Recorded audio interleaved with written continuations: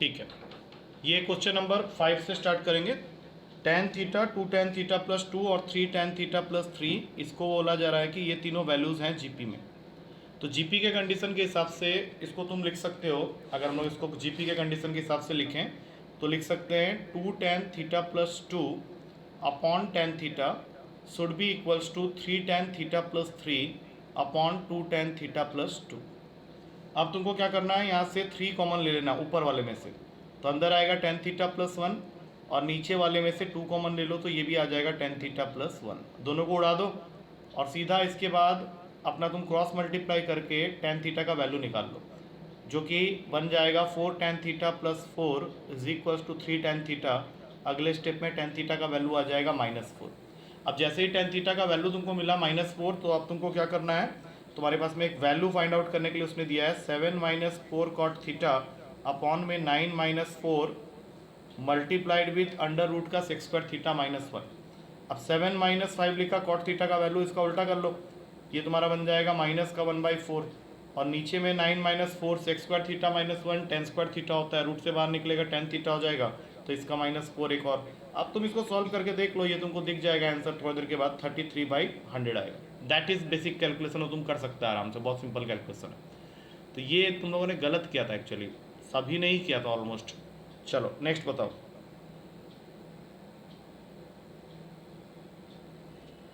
Yes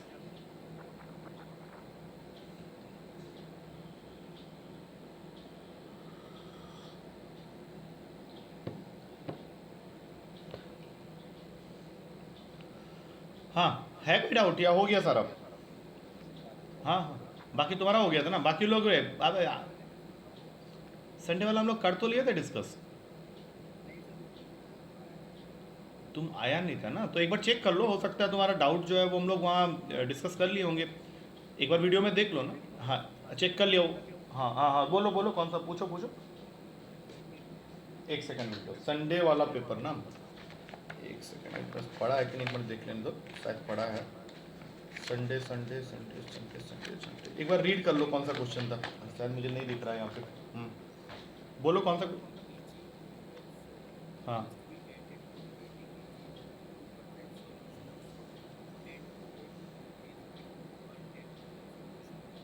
अच्छा अच्छा, ये वाला क्वेश्चन था, तो इसमें क्या किया तुम बताओ, तुम कैसे किया था पहले ये बताओ, फिर मैं बताऊंगा कि मैं कैसे किया था। क्योंकि क्वेश्चन में परसेंटेज जो है, क्या क्या किया था तुम, क्या क्या किया था बताओ जरा जल्दी से। स्टार्ट ही नहीं कर पाए क्या? स्टार्ट क्या करोगे फिर बताओ, कैसे स्टार्ट करना चाहिए, हाउ मेनी।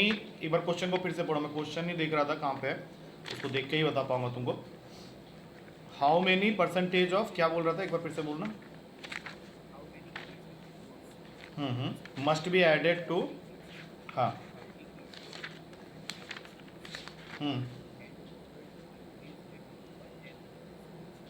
2% सॉल्यूशन, ये तुम्हारा 30 kg का एक सॉल्यूशन है जिसमें 2% जो है वो सॉल्ट का कंटेन है ना, तो 2% सॉल्यूशन है, तो इसका पहले परसेंटेज निकाल लो कितना बन रहा है। 2/100 इंटू 30, ये तुम कैलकुलेट करेगा तो तुमको मिलेगा सॉल्ट का परसेंटेज 0.6 kg। मतलब अगर 30 kg सॉल्यूशन जिसमें पानी भी है और सॉल्ट भी है, उसमें अगर 2% सॉल्ट का कंटेंट, तो उसका वैल्यू तुम निकालेगा तो वो आएगा 0.6 kg। अब तुमको क्वेश्चन क्या बोल रहा है कि इसमें तुम कुछ ऐड करने वाला है प्योर सॉल्ट, तो 0.6 में ऐड हो जाएगा प्योर सॉल्ट, सपोज x, तो जो तुम्हारा टोटल 30 का है वो उसमें भी x ऐड हो गया, और इससे जो तुम्हारा परसेंटेज सॉल्यूशन बना वो 10% का बना, तो इसको लिख दो 10/100।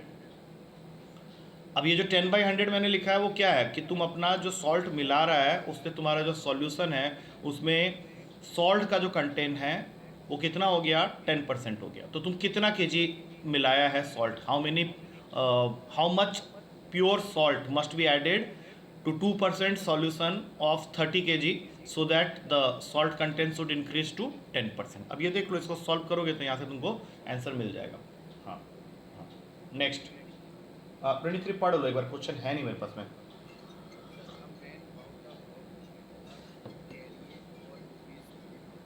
एक सेकंड, हॉर्स और कैरेज को उसने 3000 में खरीदा है, तो इसको मान लो x में खरीदा होगा, इसको 3000 माइनस x में खरीदा होगा। हाँ यहाँ से स्टार्ट करो। आप बोलो कहाँ पे कितना प्रॉफिट कितना लॉस क्या हुआ है, देखो जरा। ओके, इसमें हुआ उसको प्रॉफिट ऑफ 20%, इसमें हुआ लॉस ऑफ 10%। ठीक है, फाइन। अच्छा, ये दोनों सीपी हो गया, ये दोनों सीपी हो गया। सीपी हॉर्स का हो गया ₹X और सीपी ऑफ कैरेज जो भी है 3000 माइनस एक्स। ठीक है, हाँ अब बताओ। टोटल गेन हुआ है 2% का। ठीक है, तो सीधा इसको बनाओ ना। तुमको यहाँ से लिखना पड़ेगा 20% of x minus 10% of 3000 minus x. अब ये मैंने क्या किया, उनका टोटल देख लिया, मतलब 20% ऑफ एक्स मैंने पॉजिटिव रखा है, माइनस लॉस हुआ है उसको 10% सीपी ऑफ 3000 माइनस एक्स में, और इस पूरे को इक्वेट कर दो। तुम्हारा जो भी वैल्यू दिया हुआ है कितना है, ओवरऑल गेन है 2% ऑफ 3000 के साथ। अब यहाँ से जब तुम सॉल्व करोगे तो तुमको x का वैल्यू मिल जाएगा। वैसे भी तुमको मेरे ख्याल से क्वेश्चन में सीपी ऑफ हॉर्स पूछा हुआ है, तो सीपी ऑफ हॉर्स को मैंने पहले ही x लेट किया हुआ है, तो ये तुमको सीधा आंसर तक पहुंचा देगा। This is the equation which you have to solve actually. 20% of x minus 10% of 3000 minus X is equals to overall जो उसका है दैट इज 2% ऑफ 3000। पूरे टोटल में उसको 2% का फायदा हुआ। अब यहाँ पे तुम कौन सा फॉर्मूला यूज़ किया है ये एक बार देख लेना। हम लोगों ने एसपी का फॉर्मूला लिखा था ना, एक जब प्रॉफिट होता है तो 100 plus profit percent upon 100 into CP. तो ये जो फॉर्मूला हम लोग यहाँ पे लिख रहे हैं 20% of x and 10% of 3000 minus x, वो वहीं से आ रहा है तुम्हारा। तो उसको तुम सीधा इक्वेट कर लो 20% of x minus 10% of 3000 minus x, और उसको इक्वेट कर दो 2% ऑफ 3000 के साथ में, तो वहाँ सॉल्व हो क्या आ जाएगा आंसर वहाँ से। नेक्स्ट बोलो। बोलो 29 क्या है। हम्म।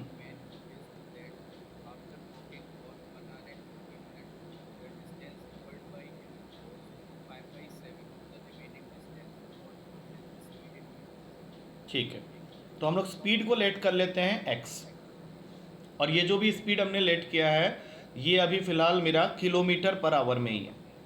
तो ये आदमी 1 आवर 40 मिनट्स तो चल चुका है, तो जिस आदमी की speed x kilometre per hour है और वो 1 आवर 40 मिनट चल लिया, तो इसका मतलब है कि उसके द्वारा जो डिस्टेंस कवर हुआ है that is speed into time, x into 1 hour 40 minutes का मतलब हो जाता है 1/2/3, मतलब 5/3।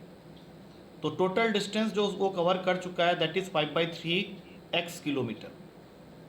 अब ये क्वेश्चन तुमको बोल रहा है कि जितना डिस्टेंस उसने अभी कवर किया है that is 5/7 of the remaining distance. तो सीधा क्या करोगे, जितना डिस्टेंस उसने कवर किया है 5/3 ऑफ x, इसको इक्वेट करोगे 5/7 ऑफ 24 माइनस 5x/3 के साथ में। अब एक बार क्वेश्चन के मेन स्टेटमेंट के साथ इस पार्टिकुलर इक्वेशन को टैली करने का कोशिश करो। मैंने पहले स्पीड को ले लिया था x किलोमीटर पर आवर। ये जो भी आदमी है ये ऑलरेडी 1 आवर 40 मिनट्स चल चुका है। 1 आवर 40 मिनट्स को पूरा का पूरा आवर में कन्वर्ट करोगे तो वो 1/2/3 आवर बनेगा। इसका मतलब है 5/3 घंटा वो चला है जिसकी स्पीड x है। तो इतने देर में जो डिस्टेंस उसने कवर किया होगा according to the formula of speed into time ये बन जाएगा 5x/3। और क्वेश्चन के अकॉर्डिंग ये जो भी डिस्टेंस उसने कवर किया है that is 5/7 of the remaining distance. तो उसको जो कवर करना था वो तो 24 किलोमीटर का था, उसमें से उसने कितना कवर कर लिया 5x/3। तो ये जो वैल्यू है रिमेनिंग डिस्टेंस का 5/7 को उसने कवर किया। तो अब इसको तुम सॉल्व करेगा तो यहाँ से तुमको जो भी x का वैल्यू मिलेगा वो आएगा तो किलोमीटर पर आवर में, लेकिन बाद में उसको तुमको मीटर पर सेकंड में कन्वर्ट करना है तो 5/18 से मल्टीप्लाई कर देना। तो ये मुझे मेरे ख्याल से तुमको एक आंसर दे देगा। समझ में आया कुछ? ठीक है, नेक्स्ट।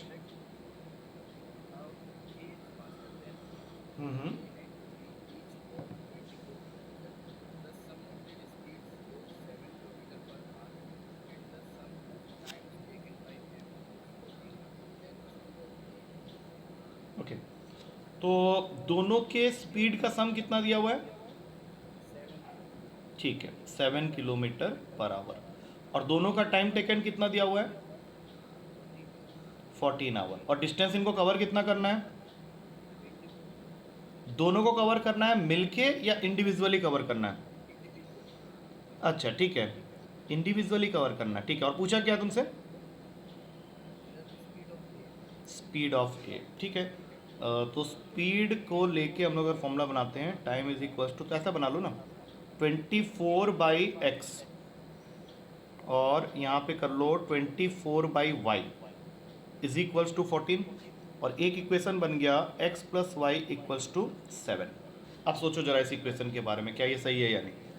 तुम्हारे क्वेश्चन के अकॉर्डिंग दोनों ने ही 24 किलोमीटर कवर करना है, तो मैंने क्या किया, x मान लिया a के स्पीड को, ये x जो है ये मेरा a का स्पीड है और y जो है वो मेरे b का स्पीड है। तो टाइम कितना लगेगा इसको, डिस्टेंस अपॉन स्पीड के हिसाब से a को लग जाएगा 24/x और b को लग जाएगा 24/y। अब दोनों का जो सम टोटल बना टाइम का वो है 14 आवर का, तो एक इक्वेशन तो इसका बन गया। दूसरा चीज़ क्या दिया हुआ है कि दोनों के स्पीड का सम, जिसको मैंने ऑलरेडी x और y ले लिया है, तो वो सम तुम्हारा 7 किलोमीटर है। तो x प्लस वाई को सीधा कर दो 7 के साथ में। अब तुमको यहाँ से मेरे ख्याल से a का स्पीड निकालना है, मतलब x का वैल्यू निकालना है। तो तुम ज़्यादा से ज़्यादा क्या करेगा, y का वैल्यू को ले लो 7 माइनस एक्स, यहाँ पे पुट कर दो और x के लिए सॉल्व कर लो, कहानी खत्म। यहाँ पे एक और तरीका भी है जो कि ईजी रहेगा इस इक्वेशन को फॉर्म करने के बाद, कि x और y का तुम इंडिविजुअली वैल्यूज चेक कर लो क्या क्या ले सकते हो। तो 1 6 ले सकते हो, 3 4 ले सकते हो, 2 5 ले सकते हो, और तो कुछ आएगा नहीं। तो इसको तुमको यहाँ पे एक एक करके पुट कर करके देख लेना है x और y के जगह में, जिससे तुम्हारा बात बन जाए। अब ये तुम चेक कर लो, मेरे ख्याल से ये 3 और 4 वाला जो पेयर है वो तुमको आंसर तक पहुँचा देगा, क्योंकि 3 को तुम अगर यहाँ पुट करता है तो यहाँ से निकलेगा 8 और 4 को यहाँ पे पुट करता है तो यहाँ से निकलेगा 6, तो 8 + 6 14 हो रहा है तुम्हारा। तो उस हिसाब से देखा जाए तो x a का स्पीड था तो वो आ गया 3 किलोमीटर पर आवर, और y का जो b का स्पीड था वो y था तो वो हो जाएगा 4 किलोमीटर पर आवर। तो वैसे भी कर सकते हैं। हाँ, और बोलो, और है कुछ बोलो। a minus B is 6 more than c plus D, मतलब तुम ये कह लो ये है पहला इक्वेशन।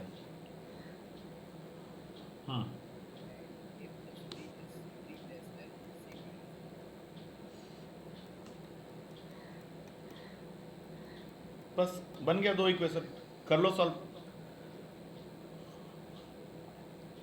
देख लो ना यहाँ पे, पहले तो बताओ फिर से एक बार स्टेटमेंट पढ़ो और फिर वो मैं मैच वैच मैं करवा दूंगा। बताओ पहले स्टेटमेंट पढ़ो, पहला क्या स्टेटमेंट है। तो पहले तो ये देखो ये सही है या नहीं, पहले देखो। अब दूसरा क्या बोल रहा है, c माइनस डी है, यहाँ पे c माइनस डी कर लो, ठीक है। अब इस इक्वेशन में तुमको निकालना क्या है बताओ। ये तो मैंने कर दिया, 2 इक्वेशन फ्रेम कर दिए, इसको मैं a माइनस सी की वैल्यू ही निकालनी है ना, तो a माइनस सी निकाल लेंगे यहाँ से। करोगे क्या पहले बताओ। इस इक्वेशन को पहले थोड़ा सा रिफॉर्म करके लिखते हैं, a minus B minus C minus D, ये हो गया 6, और यहाँ से लिख लो c माइनस डी, और यहाँ पे आ जाएगा minus a minus B is equals to 3। मेरे ख्याल से अगर मुझे a माइनस सी निकालना है तो स्टेप में हम लोग को दोनों इक्वेशन को करना चाहिए सब्ट्रैक्ट। सब्ट्रैक्ट करने से होगा, नहीं तो अदरवाइज कुछ और ही निकल जाएगा। तो सब्ट्रैक्ट करते समय क्या होता है, साइन चेंज करते हैं, प्लस माइनस माइनस और ये प्लस और ये फिर माइनस। तो यहाँ से आ गया 2a, यहाँ से आ जाएगा -2c, इसका तो साइन चेंज हुआ था, तो ये दोनों कैंसिल हो गए तुम्हारे, और ये बन गया तुम्हारा 6 - 3 3। तो a माइनस सी की वैल्यू आ रही है 3/2। अब ये चेक कर लो सही है या नहीं।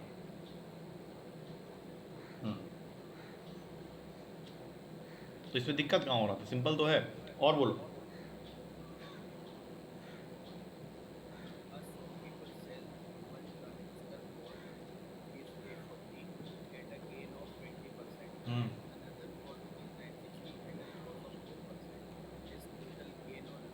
अरे ये तो सिंपल क्वेश्चन हो गया। देखो उसने जब ट्रांजिस्टर बेचा है, ठीक है, उसको कितने में बेचा है 840, और उसको कितना का फायदा हुआ है या नुकसान हुआ है 20% का क्या हुआ है, फायदा हुआ है ना।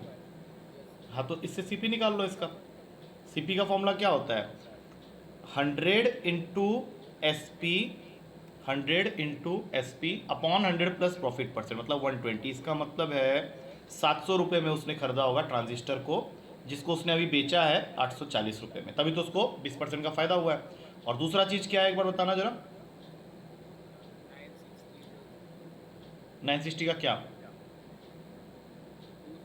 दूसरा ट्रांजिस्टर को उसने बेचा है 960 का, लेकिन इसमें उसको हो गया लॉस। मेरे ख्याल से कितने का लॉस हुआ है 4% का। तो यहाँ से आप सीपी निकालो, ये हो जाएगा 100 into 960 upon 100 minus 4 that is 96।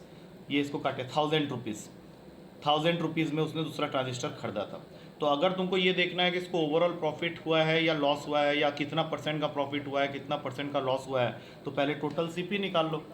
Total CP का वैल्यू यहाँ पे आएगा 1700 रुपया, और टोटल एसपी जो उसको बेचने पे मिला वो आ रहा है तुम्हारा 960 प्लस 840। ये वैल्यू तो मेरा हो गया 1800 रुपये। अब तुम खुद ही बता दो, यहाँ सीपी जो है वो एसपी से कम है तो प्रॉफिट हुआ होगा। प्रॉफिट कितने रुपए का हुआ है अगर वो पूछा होता तो 100 रुपये का हुआ है।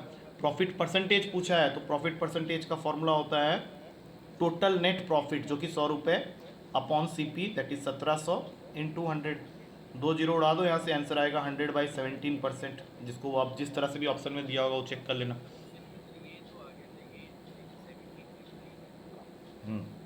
आया भी आया, समझ में आया कि नहीं आया? ठीक है, ठीक है। नेक्स्ट,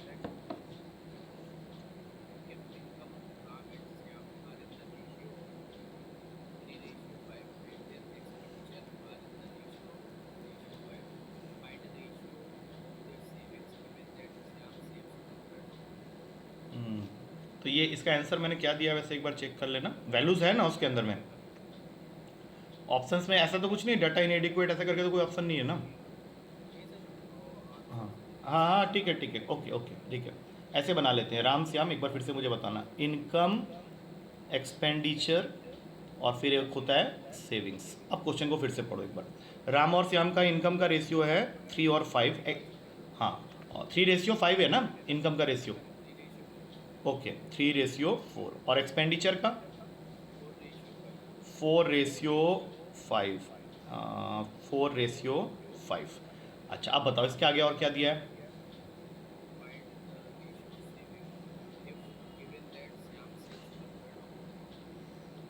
श्याम कितना सेव करेगा, will it be equals to 4x minus 5y and that is given equals to 1/3 of Shyam's income. ये है तुम्हारा इक्वेशन, ठीक है। अब देखो ये जो मैंने लिखा है इसको समझने की जरूरत थी। क्वेश्चन ये कह रहा है कि श्याम का जो सेविंग्स है वो उसके इनकम का 1/3 है। तो अगर श्याम की इनकम है 4x और उसका एक्सपेंडिचर है 5y, तो ऑब्वियस सी बात है उसकी जो सेविंग्स होगी वो 4x माइनस 5y होगी, और ये वैल्यू उसके खुद के इनकम का 1/3 है। अब जैसे ही तुमको ये मिला तो यहाँ से क्या करो, x और y के बीच में एक रिलेशन मिल जाएगा। फाइनली निकालना क्या है, क्वेश्चन क्या चाह रहा है तुमसे, क्या पूछ रहा है, रेशियो ऑफ देयर सेविंग्स। मतलब अब जो भी तुम्हारा यहाँ पे देखो ये 3x माइनस 4y आएगा, तो तुमको फाइंड करना है basically 3x minus 4y upon 4x minus 5y। और ये तभी पॉसिबल है जब मैं यहाँ से x और y के बीच में एक रिलेशन निकालूंगा जिसको मैं यहाँ पे पुट कर दूंगा। अब ये बहुत सिंपल है, देखो यहाँ से 12x minus 15y is equals to 4x, इसको यहाँ भेज दो 8x is equals to 15y। तो यहाँ से तुमको x/y का रेशियो मिल गया 15/8 का। अब इस पूरे इक्वेशन को y से डिवाइड कर लो, तो ये बन जाएगा 3x/y माइनस 4, और ये बन जाएगा 4x/y माइनस 5। अब x/y की जगह में यहाँ पे डाल दो 15/8। अब आगे का कहानी तुम खुद कर सकता है, इसको सॉल्व करना है, इससे तुम्हारा आंसर आ जाएगा। मतलब इसमें और ज़्यादा कुछ है नहीं कि तुम फंसेगा कहीं पे। 8 नीचे से गायब हो गया, 45 माइनस 32 ऊपर में आ जाएगा तुम्हारा 13, और नीचे में आ जाएगा 20। 13/20 इसका आंसर होगा, देखो ऑप्शन में चेक करो। ठीक है, समझ में आ गया? चलो और बोलो। हाँ ये एक सेकंड रुक जाओ, इसका शॉर्टकट एक्चुअली मुझे बताना था। वो शॉर्टकट मैं तुम लोग को अब या तो क्लास में बताऊंगा, तुम्हारा प्रॉफिट लॉस में थोड़ा सा बचता है डिस्काउंट वाला पार्ट ना, तो उससे पहले ये शॉर्टकट था। चलो मैं बता देता हूँ इस क्वेश्चन के थ्रू। क्वेश्चन का शॉर्टकट ये कहता है कि एक साइड में बनाएंगे पार्ट ऑफ द कमोडिटी और दूसरे साइड में बनाएंगे प्रॉफिट ऑब्लिक लॉस परसेंट। अब जो मैं फॉर्मूला बता रहा हूँ उसको ध्यान से देखना, क्योंकि ये क्वेश्चन करना तुम लोगों ने खुद है। mth पार्ट को सपोज बेचा गया है n% प्रॉफिट या फिर लॉस परसेंट में, ओ पार्ट को सपोज बेचा गया है p% प्रॉफिट या फिर ऑब्लिक लॉस में, क्यू पार्ट को बेचा गया है at the profit oblique loss percent of R, और ओवरऑल प्रॉफिट जो हुआ है इस पूरे ट्रांजेक्शन में सपोज कर लेते हैं वो है ₹A। तो तुमको इस क्वेश्चन में पूछा जाएगा what is the value of this commodity या consignment. Net value of the commodity और कंसाइनमेंट। तो इसका फॉर्मूला होता है A इंटू 100 नीचे हो जाएगा plus minus MN plus minus OP plus minus QR। ये तुमको वैल्यू ऑफ दैट कंसाइनमेंट या कमोडिटी दे देगा। सीधा सीधा मल्टीप्लाई करना है, M को N के साथ, O को P के साथ, Q को R के साथ। अगर प्रॉफिट में बेच रहा है तो नीचे प्लस का साइन लेके रहोगे, अगर लॉस में बेच रहा है तो माइनस का साइन। अब अगर मैं इस क्वेश्चन की बात करूं तो क्वेश्चन का पहला लाइन है कि उसने अपना 2/3 पार्ट ऑफ अ कंसाइनमेंट को सोल्ड किया है at a profit of I guess 15% दिया है या कुछ और दिया है। 2/3 ऑफ द कंसाइनमेंट को उसने कितने में 5%। तो यहाँ पे 2/3 लिखो, यहाँ पे लिखो 5%, और ये प्रॉफिट में बेचा है तो +5 लगा लो। और अब 2/3 अगर निकल गया तो रिमेनिंग तो 1/3 ही बचा। और उसको क्या किया उसने, लॉस में बेचा है या प्रॉफिट में, लॉस। तो यहाँ पे -2% कर दो, यहाँ पे और कोई तीसरा पार्ट तो है नहीं। और उसका जो ओवरऑल प्रॉफिट हुआ है इस ट्रांजेक्शन में वो कितने रुपए का हुआ है, 400 का। तो ये रुपीज़ A की जगह 400 लिख दो।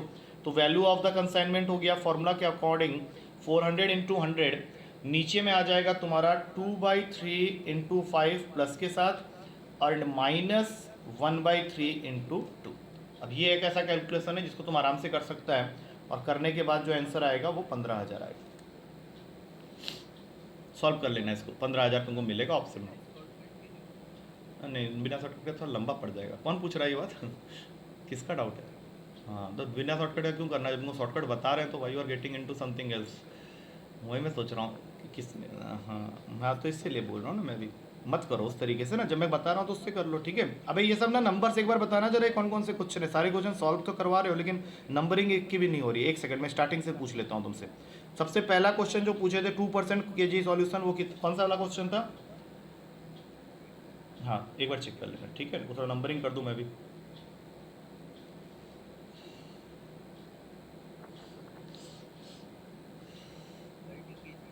हाँ ये वाला कौन सा क्वेश्चन था?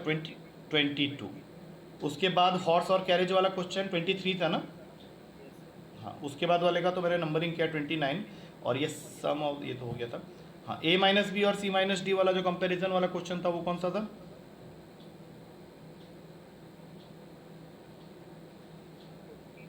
ये 41 था, ओके फाइन। उसके बाद ये जो पूछा ट्रांजिस्टर वाला क्वेश्चन,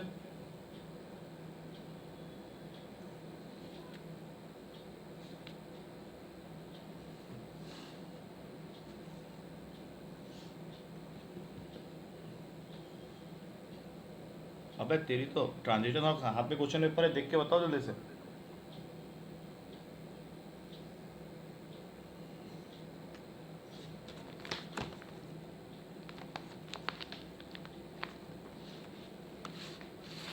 गायब हो गया, छोड़ दो। अब अगला वाला बता दो, अगला वाला बता दो। वेट शायद मुझे मिल जाएगा, अरे पुराना वाला है।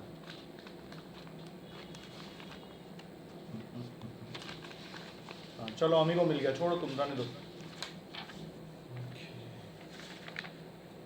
ट्रांजिस्टर वाला क्वेश्चन है तुम्हारा, कहाँ है भाई? ट्रांजिस्टर ट्रांजिस्टर ट्रांजिस्टर ट्रांजिस्टर, अबे मन से पूछ लिया था क्या? ट्रांजिस्टर आने में ढूंढ रहा हूँ, मैं भी ढूंढ रहा हूँ एक्चुअली, मुझे मिल नहीं रहा मुझे भी। ये तो हो गया था ट्रांजिस्टर। भाई ट्रांजिस्टर वाला क्वेश्चन कहाँ पे है?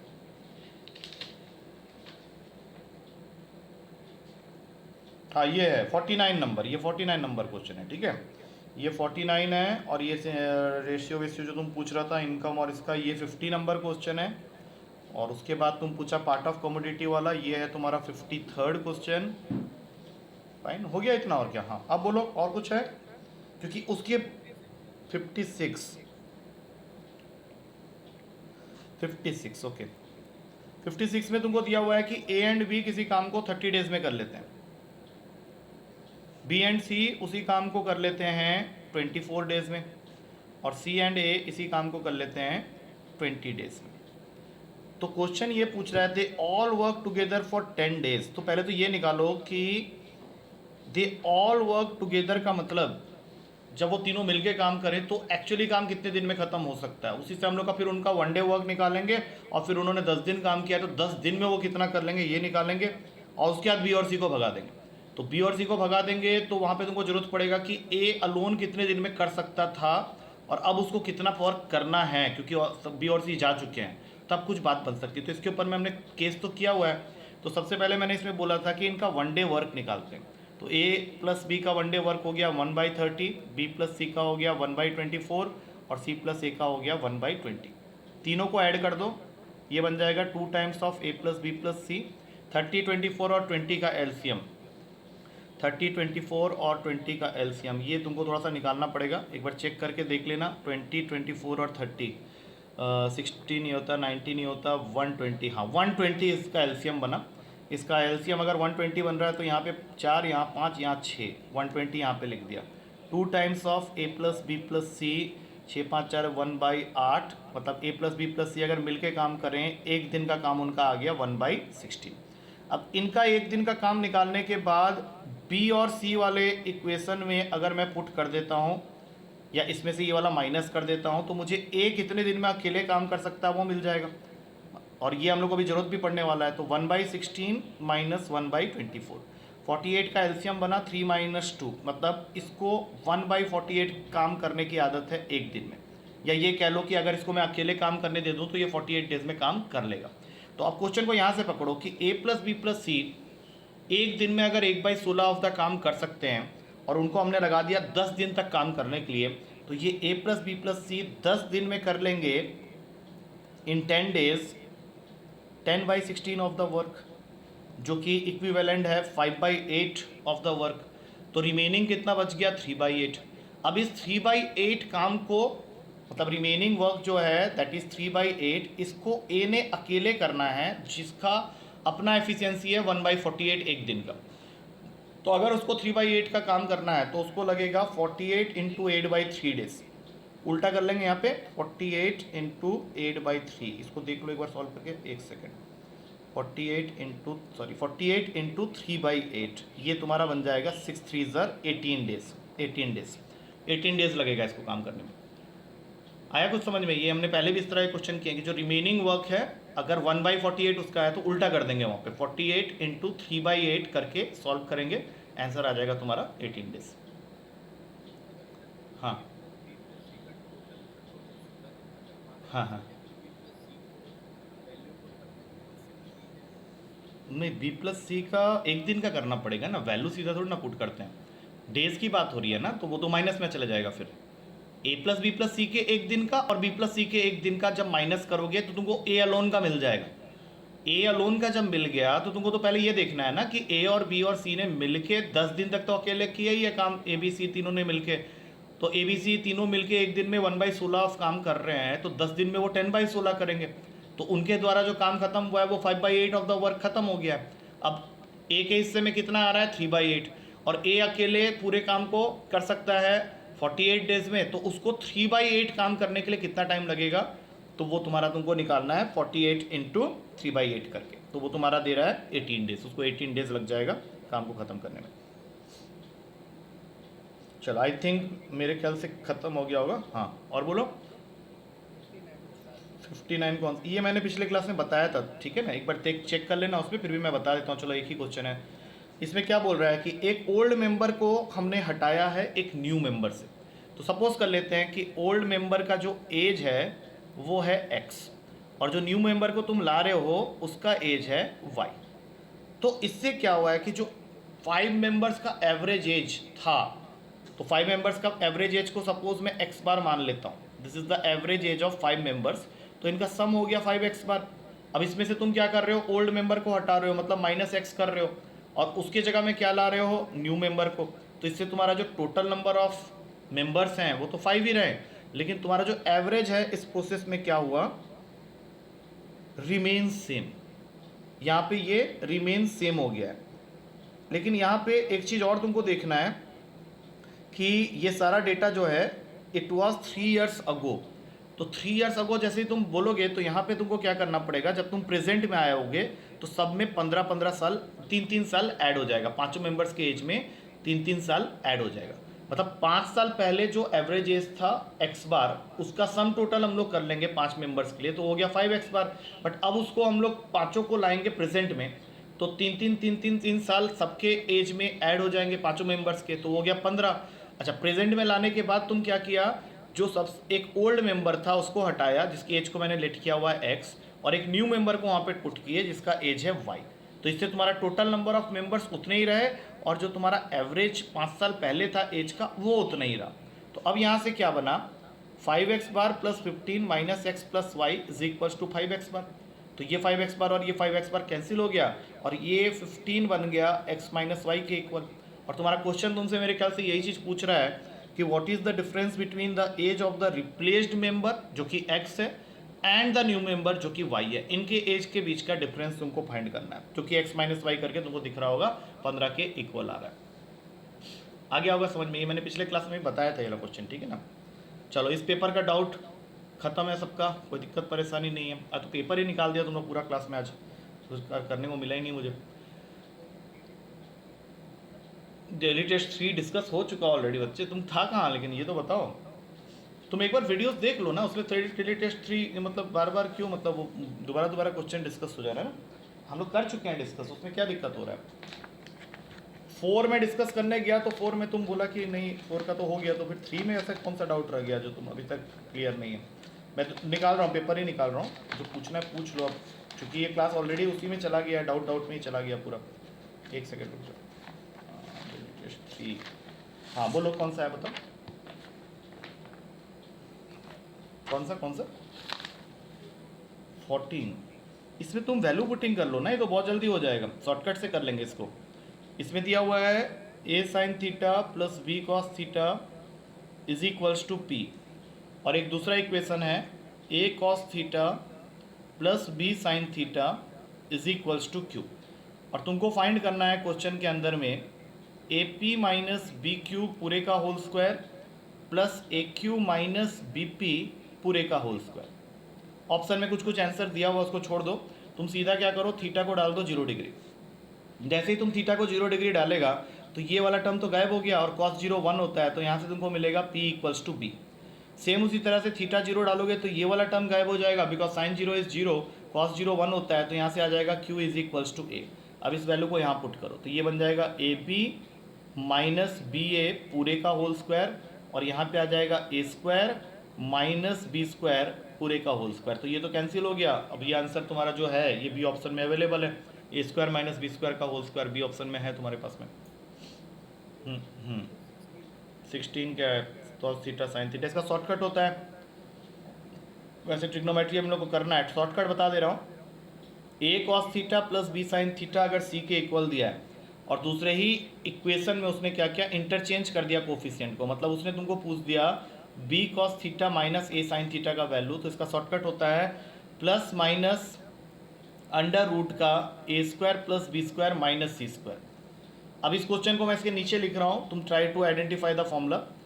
Cos theta plus sine theta का वैल्यू दिया हुआ है √2 कॉस थीटा, मतलब दोनों का ए और बी कोफिशिएंट 1 1 है, और नीचे उसने क्या किया है, तुमसे पूछा है cos theta minus sine theta, इसका मतलब 1 1 तो अपनी जगह में इंटरचेंज होकर भी सेम ही रहा, लेकिन जो बीच में प्लस का साइन था वो यहाँ पे माइनस हो गया। तो तुम ये फॉर्मूला इसमें लगा सकता है, a is 1 that means it will become 1 square, b is also 1 तो ये भी बन जाएगा 1 स्क्वायर, माइनस सी ये पूरा है तो इसका स्क्वायर करेंगे तो ये बन जाएगा 2 कॉस स्क्वायर थीटा। अब इसको थोड़ा सॉल्व कर लो तो 2 माइनस 2 कॉस स्क्वायर थीटा आ गया, और फिर 2 कॉमन लोगे तो 1 माइनस कॉस स्क्वायर थीटा आ गया, और उसके बाद 1 minus cos square theta sine theta होता है, तो बाहर निकलेगा तो ये √2 साइन थीटा हो जाएगा, और √2 साइन थीटा वाला ऑप्शन बी में है, सीधा आंसर मिल जाएगा। वो ट्रिक तुमको पता होना चाहिए लेकिन। क्या लेकिन बोलो। हाँ 19 तो शॉर्टकट से हो जाएगा, सिंपल शॉर्टकट है वो तो। Sec theta plus tan theta, उसको सीधा करके लिख लो, sec theta plus tan theta e की पावर एक्स है, तो ये ट्रिक होती है कि sec theta minus tan theta हमेशा इसका उल्टा होगा, और उसका लॉजिक ये होता है कि sec theta plus tan theta into sec theta minus tan theta 1 के इक्वल होता है। और ये कहाँ से आया, because we have a formula sec square theta minus tan square theta equals to 1। तो इसको अगर हम लोग a square minus b square की आइडेंटिटी से ओपन करते हैं तो एक आ जाता है sec theta plus tan theta और एक आ जाता है sec theta minus tan theta, इसका प्रोडक्ट 1 के इक्वल है। दैट मीन्स ये दोनों वैल्यूज एक दूसरे के रेसिप्रोकल है। तो अगर कभी किसी क्वेश्चन में तुमको मिल जाए कि sec theta plus tan theta का वैल्यू दिया हुआ है p, तो sec theta minus tan theta हमेशा 1/p होगा। ये इसका लॉजिक है। तो इसीलिए मैंने क्या किया, पहले क्वेश्चन में देखा कि sec theta plus tan theta तुमको e की पावर x दिया है, तो नीचे लिख लो sec theta minus tan theta 1/e की पावर x, जो कि ऊपर जाके e की पावर माइनस x हो जाएगा। अब तुम देखो यहाँ तुमको कॉस थीटा निकालना है, तुम दोनों को ऐड कर दो। जैसे ही ऐड करोगे ये गायब हो जाएगा, यहाँ से आएगा 2 sec theta is equals to e की पावर x प्लस ई की पावर माइनस एक्स, और अगले स्टेप में आंसर आ गया sec theta is equals to e की पावर x प्लस ई की पावर माइनस x/2। लेकिन तुम्हारा क्वेश्चन मेरे ख्याल से सेक थीटा नहीं मांग रहा है तुमसे, कॉस थीटा मांग रहा है, तो इसको उल्टा कर देना। सेक थीटा का उल्टा होता है कॉस थीटा, तो ये सीधा आ गया। ये सब तो सिंपल क्वेश्चन सब है, क्या है सब। ठीक है, चलो ठीक है, फिर ठीक है तुम लोग का मैं नेक्स्ट पेपर सेंड कर रहा हूँ, अभी तो और कुछ नहीं करेंगे। नेक्स्ट पेपर सेंड कर रहा हूँ, 6 बजे तक पेपर सेंड करूँगा, तुम मुझे 6:30 में करके भेजना, ठीक है। बाकी बातें कल करते हैं, चलो ठीक है।